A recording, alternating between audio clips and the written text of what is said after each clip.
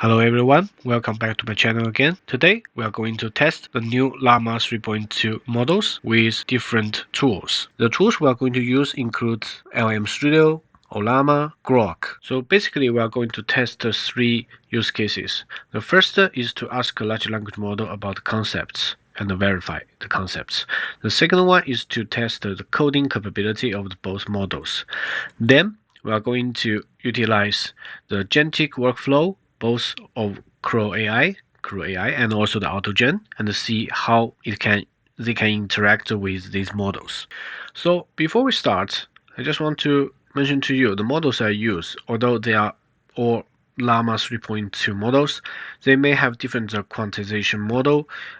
A simple way to understand is how these models could be compressed to a smaller size, so you can adapt to different platform, different machines, local machine in the cloud, and so on. So for LM Studio, I'm using the LM Studio community versions of the two models. Then about Ollama, I just do Ollama pool of the third and fourth models you see on the list. You can check their specifications in the official website.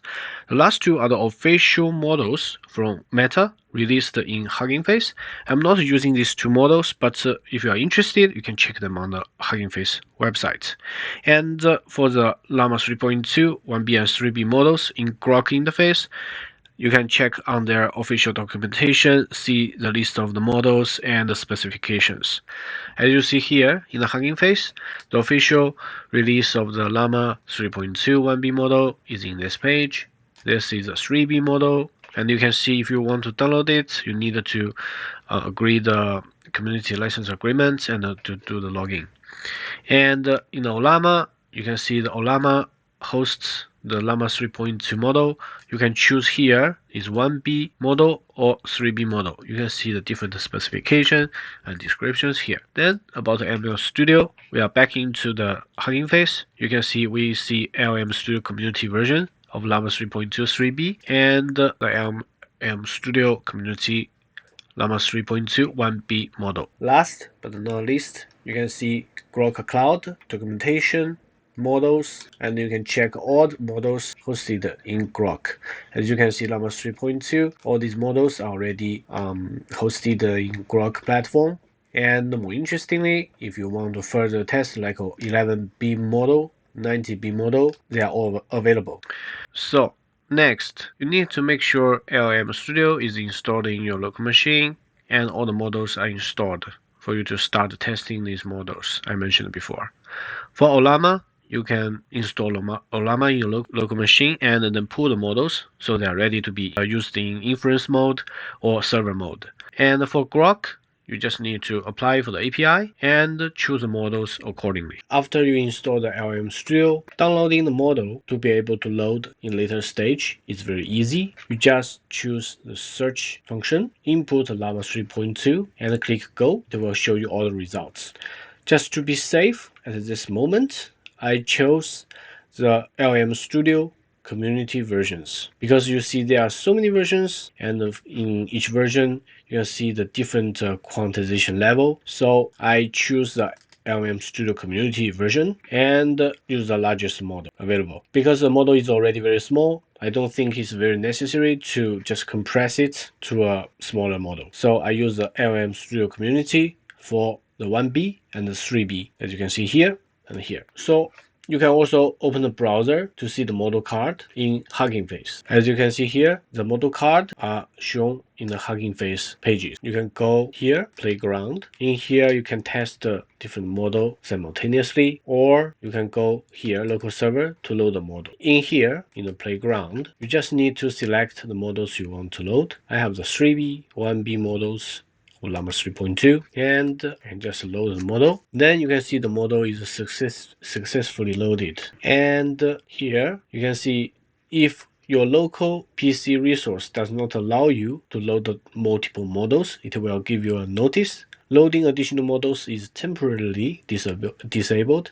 Unload models to free up system resources. So in my local machine, I cannot do them test them together. So if you can do it, you can use this playground to do it. Then you go to a local server. In the local server, you can load any model you want. For example, if I want to load this model, after loading, you are going to see it is ready. Make sure that you can choose a proper server port to avoid the conflict. And the different settings, for example, how to utilize the inference structure to LM Studio are all listed here. You can check on this part.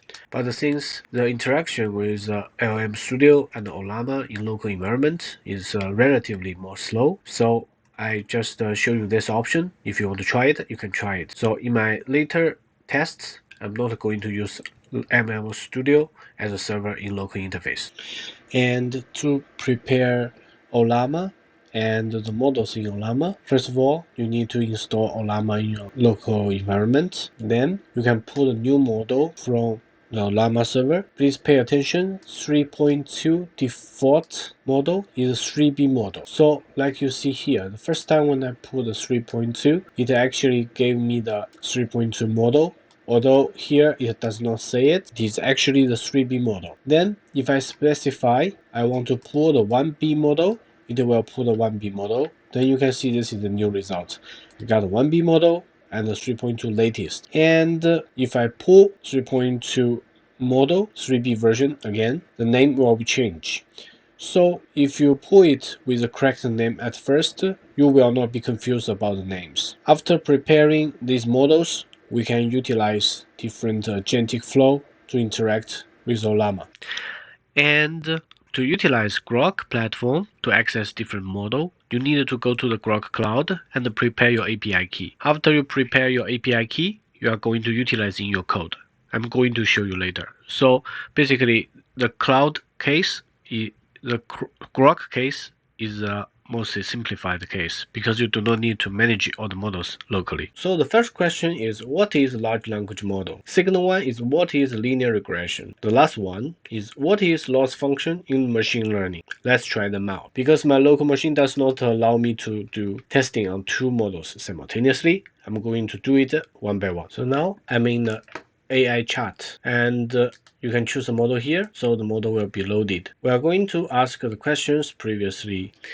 As you can see here, the model is generating the response. So just to avoid you to read this slow generation of results, I'm going to show all the results all together later together. As you can see here, I have two charts. One, I talk to 3B model. The other, I talk to 1B model. And you see here, this one I show you is from the 3B model. But since now I have not removed the 1B model from the loading pane, so you can see here, whenever I go back to the 3B model chat, it will notify me, reload this model. So let's just check the results. So first one is what is large language model? Large language model is a type of artificial intelligence designed to process and understand human language at a scale that was previously unimaginable. These models are trained on vast amounts of text data, which allows them to learn patterns, relationships, and nuances in language. And you can keep reading, and it also shows some of the model examples. Okay, the Transformer XL, this model I'm not so familiar with, but you can check.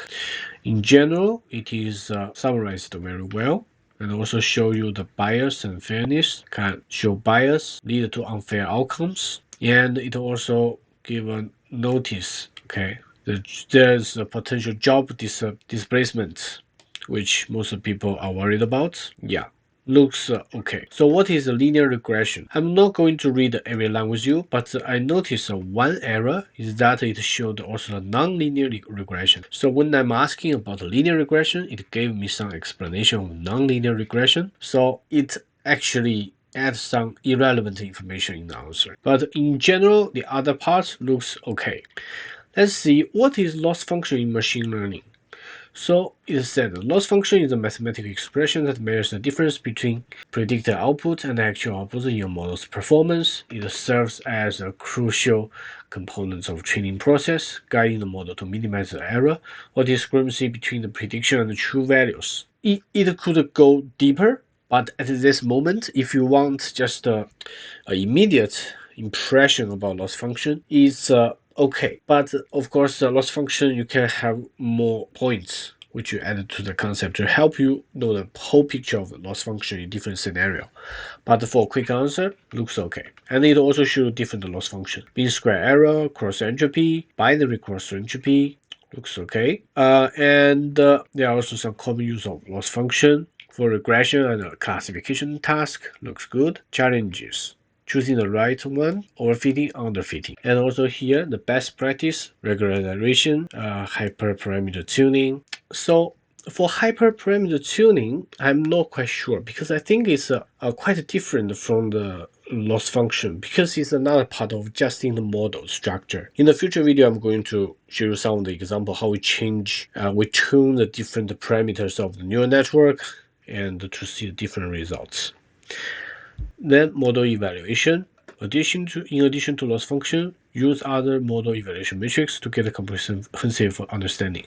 So it actually said the loss function is part of the evaluation matrix. This is wrong because loss function is the function where you gauge the error. Okay, let's say it this way: to gauge the error of this model, you want to minimize it. But the loss or the accuracy are the metrics you want to evaluate. So I would say this comment is wrong. So let's take a look at 1B. The results from 1B model is quite out of my expectation. For example, the first question about what is a large language model, it gave me a quick concept, type of artificial intelligence designed for natural language processing and so on. Okay, looks okay. And additional information, training data, a massive amount of text data, application, they have a lot of application, looks very well. And for example, it gave me this code block. This is out of my expectation. I did not ask for the code, but it gave me the code. I have not yet tried the code, but in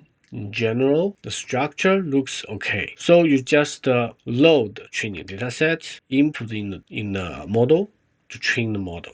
And it also gives you the key points to note about the training using of PyTorch.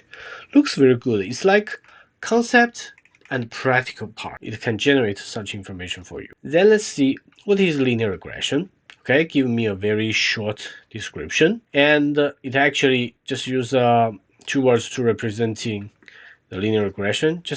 I think it makes the context window shorter. And in general, it looks well. And especially here, common application and also the code is quite different from the 3B model. And you can see here is a quick example of the linear regression. It looks okay, but of course we need to run it to see if the result is okay. But in general, this sample array and apply linear regression on this sample array looks okay. Okay, so also some key points to use. And importantly, the model uses OLS to estimate the coefficients. Looks okay. What is loss function in machine learning? Let's see. Measure difference between the outputs. Okay, the same as street model. Is a matrix that indicates how far off the model is from achieving the desired outcome. So again, loss function itself, it is a function, it is not a result. If we're talking about the loss value calculated from the system, of course it can be a matrix to evaluate the model. So I do not like this answer. And minimize the difference, reducing the error, and optimize the performance. Okay, looks good. So there's a MSE, cross-validation accuracy, mean absolute percentage error. I need to check some of the concepts because some of the concepts I don't use very frequently. I also need to check its accuracy later. And here we can see it gave an example about the cross entropy loss for classification problem. So it actually gave a sample data set with class 1, 2, and 3, and they use a cross entropy loss to measure the difference of the outcome, and it will print the loss value. In general, it looks good, but again, you need to run the code to understand. And we can see there are key points to note. Okay, so in general, the quality, the precision of the model about concept generation are still doubtful because it may have some misinterpretation of the concept. But 1B model seems to put the answers more concise and give you actual examples. So this is the first impression I have between these two models. Now let's test the coding capacities of the two models. So first of all, let's see the 1B model. The 1B model, the first prompt is a Python code for snake game. Okay, it just define a function and run this function. Okay, and it also gives some notes about this function. But I mean, the most important part is to run this code and see the results. I'm going to show you later. And this is the results of use the YFinance package to get Apple price. I want 1 month price data, but from here I already see that it is not getting 1 month data because there is an important variable is the duration was not set. Then use Python to scrape Wikipedia's SP500 page stock list, and in general it seems okay, but I need to try it to test the code. Then let's take a look at the 3B model results. It is more comprehensive. As you can see, first one is about the snake game. It is well structured. First of all, it defines some of the variables which we are going to use in the game, and then use the class, the snake game, and define different functions. Eventually, we run the game. Okay, and it also gave some detailed instruction how to use this file and so on. And also the YFinance part. It sets this parameter as 1 month, so I assume that it will get the results. And about scraping, it's more or less the same as a 1B model, and without reading all the context. Of course, you can try on your side. Let's see if all the codes can be run with successful results. As you can see here, I copied the code to my Colab notebook. So I run it in Colab environment. Of course, you can also choose to run it in your local environment. So let's first of all check the 1B model. First, the code is a snake game, and we get this error. Print board is not defined. So basically, we just go to the first few lines, we have an error. Okay. Then about the finance, YFinance package, it actually gets the price data. I think this is a current market value of Apple without giving me the 1 month price data. About the Wikipedia SP500 list, the result is empty. Then we check the 3B model results. First of all is the snake game. It can be run. Actually, in Colab environment, it actually shows me this interface. Whenever I choose a direction, it just prints out the new layout and asks me to choose again. So, but you cannot hit the snake by itself, or when you go to the border, you get an error. So there are many things that could be improved, but at this moment, at least it can be run and you see some results. I would say it is okay. Then we see this YFinance package utilization. We get the 1 month closing price data of Apple. And last task, we test the scraping of the Wikipedia page. It actually gets an error. Non-type object has no attribute find. So the larger model, 3B, actually wins this time by successfully running 2 code blocks. Okay, although one code block is failed, and the 1B model actually gets only 1 partial result about stock price, and all the other 2 codes failed to perform. And now let's go to the last topic about agentic workflow with Ollama and Groq. So we are going to utilize both the Autogen framework and also the Crew AI framework to do different tasks. Now let's check the results. So on the left hand side, you can see this is Llama 3.2 3B model hosted in Groq. And on the right hand side, I chose the model Llama 3.2 1B hosted in Groq platform. So basically, first of all, we need to install the Autogen package and the Groq package to utilize both tools. And I'm just go through the most important part. First of all, you need to properly set up the configuration list. Okay, so I just designed this drop-down list to allow you to choose the different models so you can test. And the first agentic workflow example is taken from the Autogen official website. Is a coding task. So basically, the agent group chat will eventually get a code block generated and execute it to see the results. You can check the example in the official website. So I'm just going to show you the results directly here. So in the interface here, I just choose a model. Like you see here, on the left-hand side, I chose the 3B model. On the right-hand side, I chose the 1B model. And both work fine to generate the code. Okay, the task is to count the number of prime numbers from 1 to 10,000. Okay, so both of them get the code working. Although you see the variable name on the left hand side is I, right hand side is none. So not much difference. Both did a good job. And execution results, let's see. Both sides 1229, which is the same as the official example in Autogen website. Looks good. And you can also see a summarization of the chat results. Then we go to another example, is a group chat in Autogen, a different example. In this example, actually, the group of the agents will perform two actions primarily. First, to retrieve the documentation or the context, then analyze the document.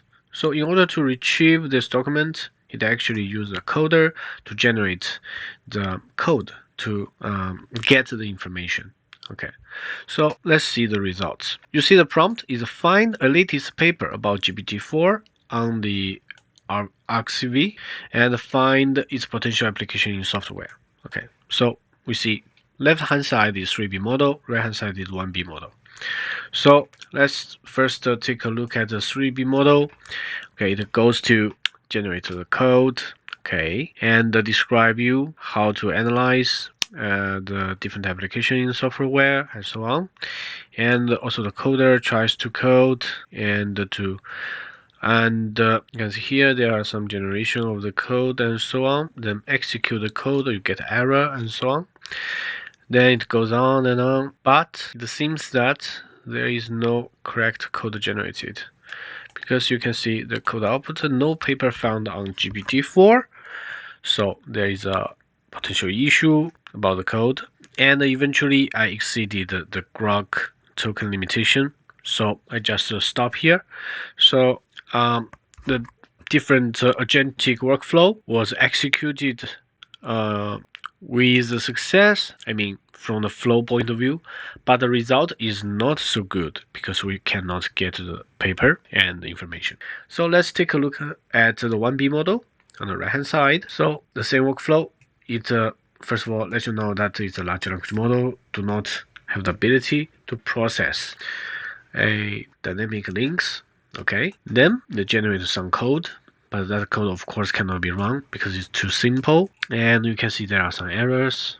And yeah, eventually it also gets to improve the code, but when we execute the code we got error. Okay, so it's like this, and eventually it said it still comments on the error of the code, but eventually we cannot get satisfactory results.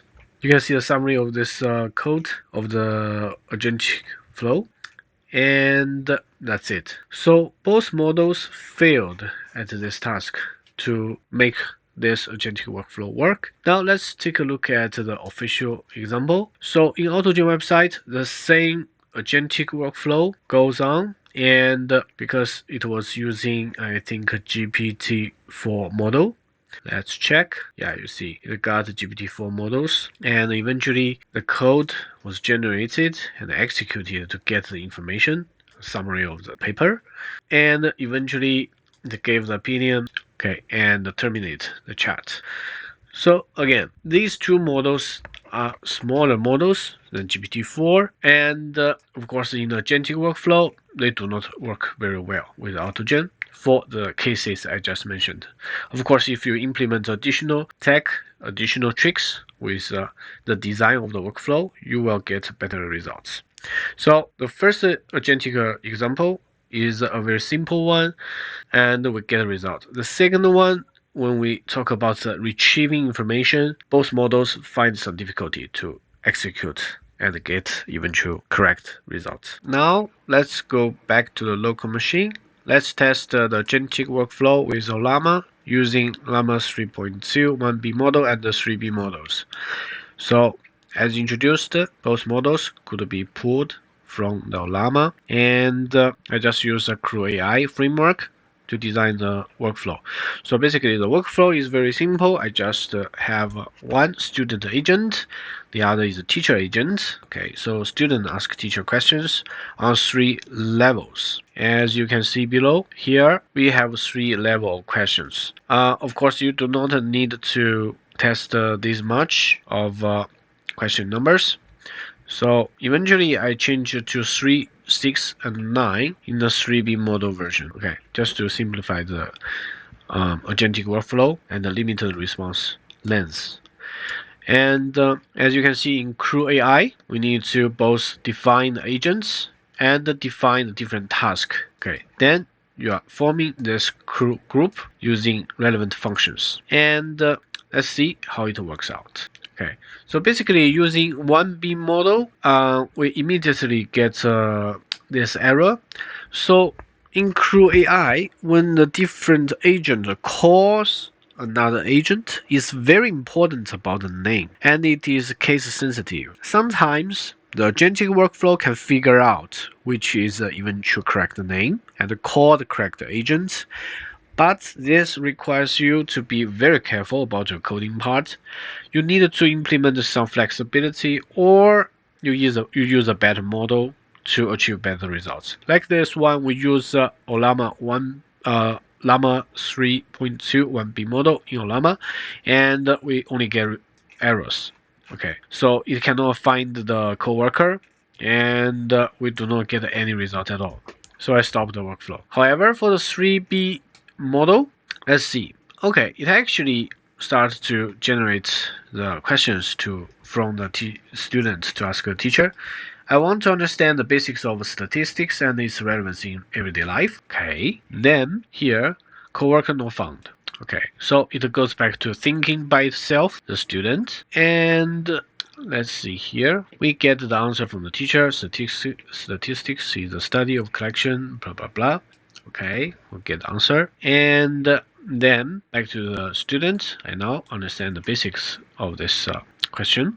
And additional question generated. Explain the main types of statistical measures. The teacher got the answers, then replied. So basically, if you see a different color, this is the reply after the sort chain, I say. And you can see we get some results. But later, we see error utilizing tools, 2 validation errors of asking questions to coworker schema, and we can see some value is missing, and we lost in the chat flow.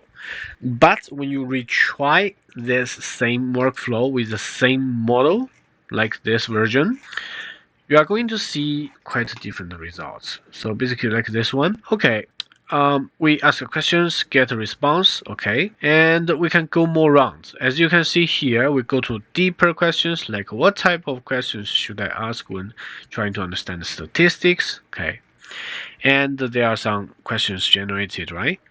And then we can see this conversation can go on, but at a certain step, we can see the action input about the question, observation, thoughts, the action input observation that keeps is like the thinking process of one agent got stuck. Okay, and it still tries to ask the other agent, ask a teacher these questions, but it seems that it does not get passed to the teacher agent. And as you can see here, I should also ask contextual questions to ensure I understand broader concept and so on. So there is no interaction with other agents. Okay, it's a self-reflection process. And now we can also see some code generated, but we do not get very meaningful discussions between the two. Eventually, we got an error, and I stopped this chat work. So basically, both models can handle a certain number or rounds of conversations in Crewai, and of course 3B model is better than 1B model because it's bigger and it can handle more complex situations. So we have done the journey of testing some use cases with the new Llama 3.2 1B and 3B models, but before we go to the conclusions, please be careful about the interpretation of the results, because whenever you utilize different models, you need to check the specification.